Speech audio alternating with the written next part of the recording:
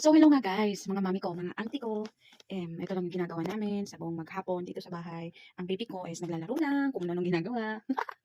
At ito nga, ang ini-snack niya ngayon is pipino.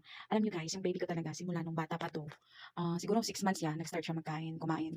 Ang unang-una ko talagang pinakain dito guys, isang palaya at okra. Kaya naman, kasi gusto ko kasing healthy living ang baby ko. So yun, sinunod ko yung sinasabi ng mama ko na unahin daw yung mapapait. So kaya naman, hanggang ngayon, nag 1 year old talaga siya guys, is gulay at isda lang talaga yung kinakain niya.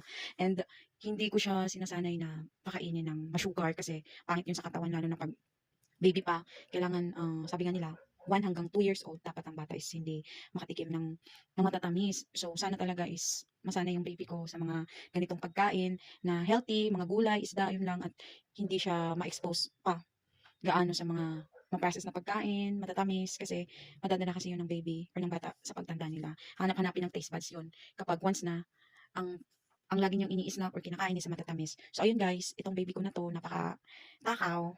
Matakaw talaga siya guys, lalo na sa pipino.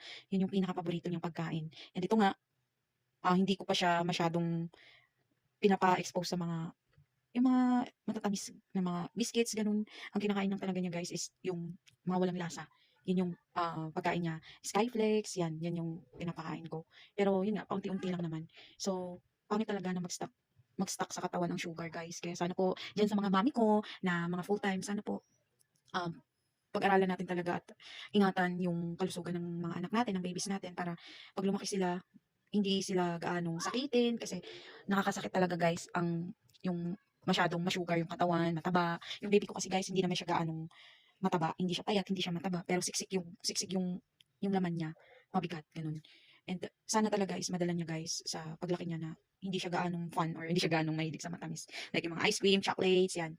Yan yung isa sa mga paborito pa naman ng mga bata. Kaya ito, sinasanay ko yung baby ko sa fruits, sa veggies, sa isda, yung mga pagkain na mga healthy. And yun, ginagawa ko naman ng paraan ko bilang nanay guys. Kasi wala din naman akong trabaho, so dito lang sa bahay. So ayan, hindi siya nakatikim ng kahit na anong Cerelac guys. Ano talaga siya, more on gulay na niluluto ko kasi bawal tamad. Papagalitan ako ng nanay ko, my goodness. Yun ang advantage guys kapag kasama mo may kasama kang matanda.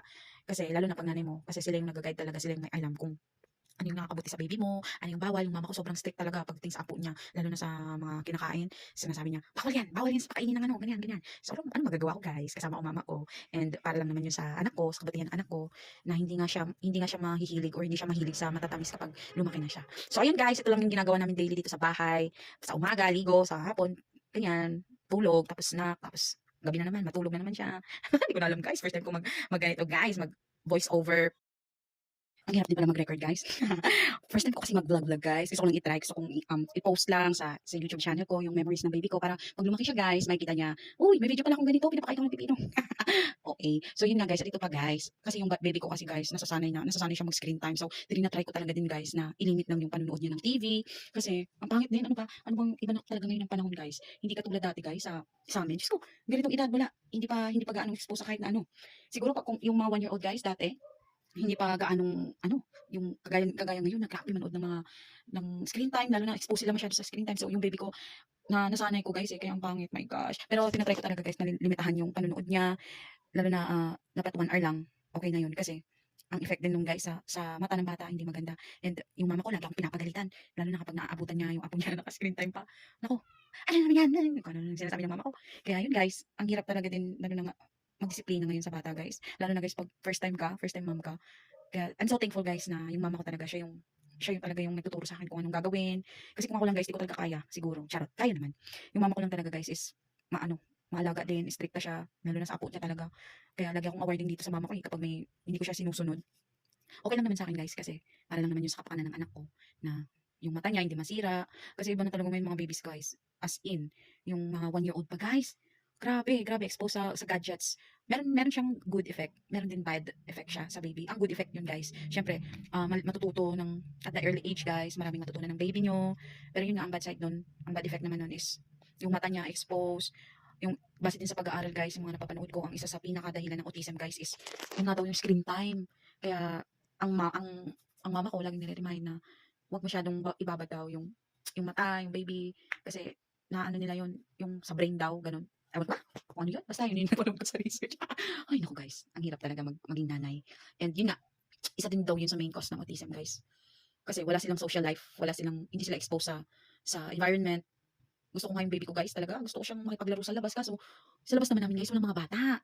Nasa loob lang lahat kaya ito nga yung anak ko, talaga nililimitahan ko talaga sa screen time. Pero minsan talaga guys hindi ko mapigilan lalo na kapag hindi ko maano ba guys, lalo na pag may gagawin ako guys, syempre kami lang dalawa dito, sino mapag-iwanan ko. So no choice talaga ako guys, pinapanood ko siya guys sa TV at ako naman para matapos ako sa gawain ko dito sa bahay. Ayun, pinapanood ko siya mga mi.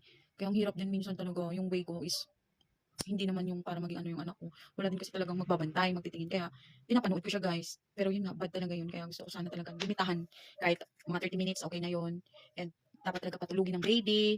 Ayun, kasi pang, yun lang yung bad side talaga. Pero at the other hand naman guys, may maganda namang maidudulot din. Kasi natututo yung mga baby, lalo na mag-English. Ay, Diyos ko mga bata ngayon. Ang tatalino ng mga babies ngayon guys, as in. Kaya ang hirap ding, alam nyo yun, yung ano guys, di ko na alam kung ano sabihin ko. My gosh, ang hirap mag-voice over, guys.